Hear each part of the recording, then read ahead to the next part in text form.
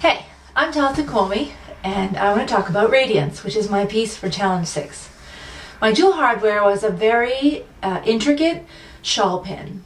Not very big, but so much going on. Scroll work and the steel, and then night pearls for that dark iridescent look, and then cubic zirconias. And being inspired by it, I decided I wanted a piece about light and darkness. We saw my progress video. I had an idea for a piece which Josh was not thrilled with.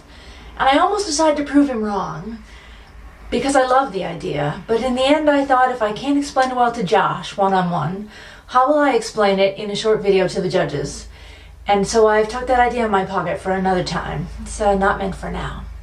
But I carried that idea of radiance over. My pin really, it's about light to me. It's about the reflection of light and the radiating out of light. And so I picked two colors, a dark navy and a light silver, in the Unisono, which is a very fine, great stitch definition sport weight yarn.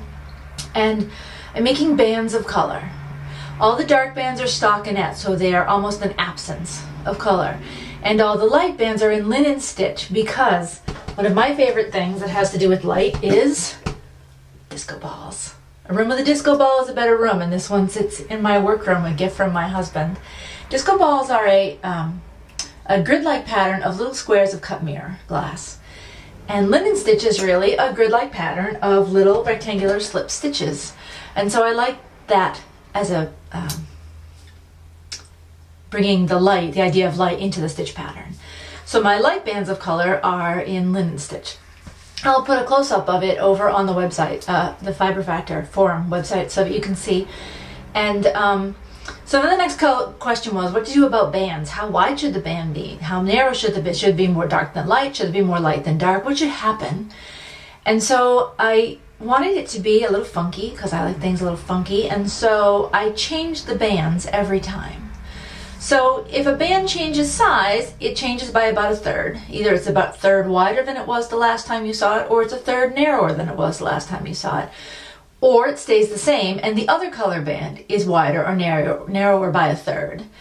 And I don't know that it's a recognizable pattern if you just spy it. The idea was more to be random, like light coming through a window into a dark room. You know, you can see the dust in the light and just that sort of that radiating into the darkness of the room. But I know there's a pattern, and I like the comfort of that there was an idea to it. And so the pin will go on a dark part of the accessory, and then the silver bands will radiate out, not like a sunburst, but more like beams of light coming into a dark place.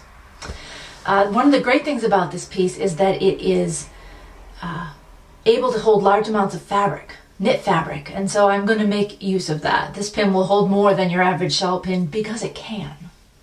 I've got about 9 by 9 square inches of knitting left to do, so I'm going to get back to it.